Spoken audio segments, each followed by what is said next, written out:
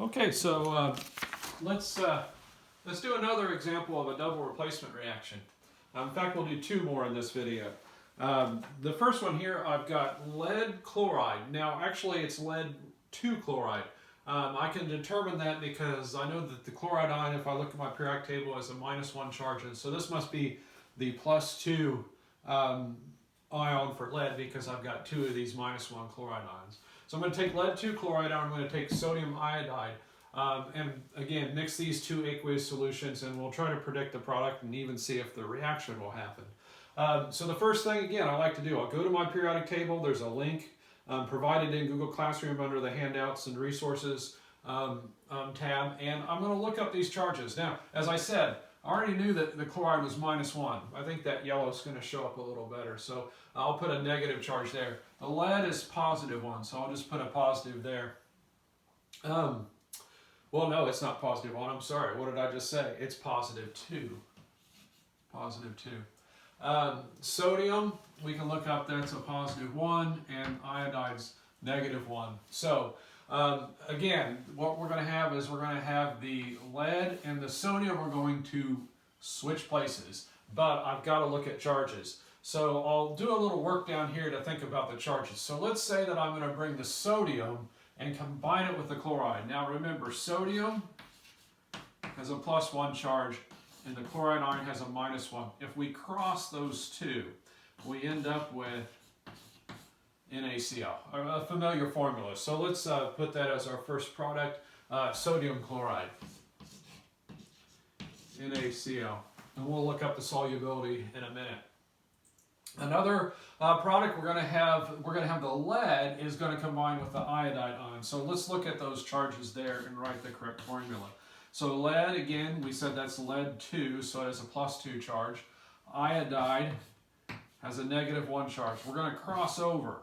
Remember, that number comes down here to tell me how many of those ions I need. So I'm going to have lead with 2 iodide ions. So the formula is PbI2.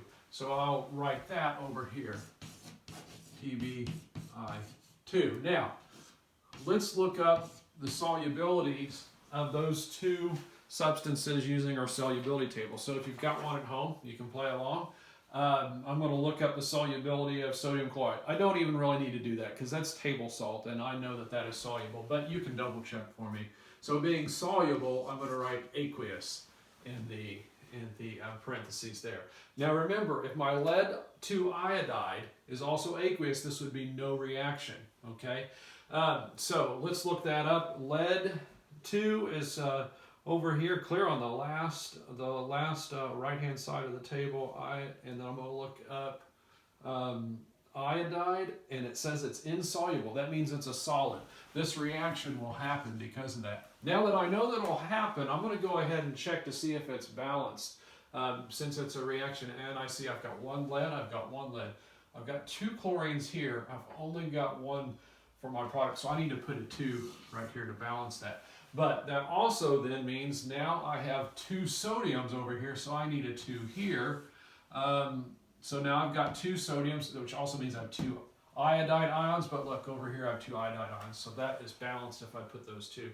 So that one works out, and this is a neat reaction. When we get back to school, we'll take a look at this one. It's neat to see. It's got some pretty color to it. Appropriate that I picked the yellow, as you'll soon find out.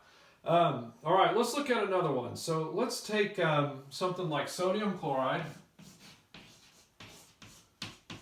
aqueous, and react that with, let's say potassium bromide, aqueous.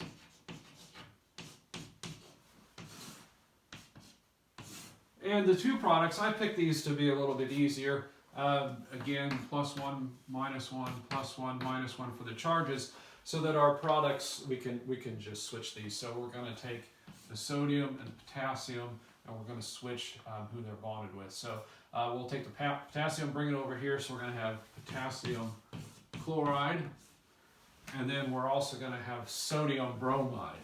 Now, remember, I need to check the solubility table. So I'm going to take a look at the solubility table. I'm going to look up the solubility of potassium chloride. It says it's soluble. That means that's aqueous. Okay. And then I will look up the solubility of sodium bromide. Soluble.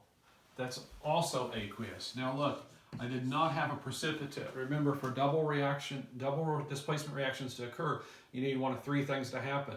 You need a precipitate to form, an insoluble gas, or a molecular compound. We've got none of those here. So what we have here is we have a no reaction. So we would write no reaction on a test or quiz, because this will not happen. We've mixed those two and we wouldn't see anything occur. So that finishes our double displacement reactions.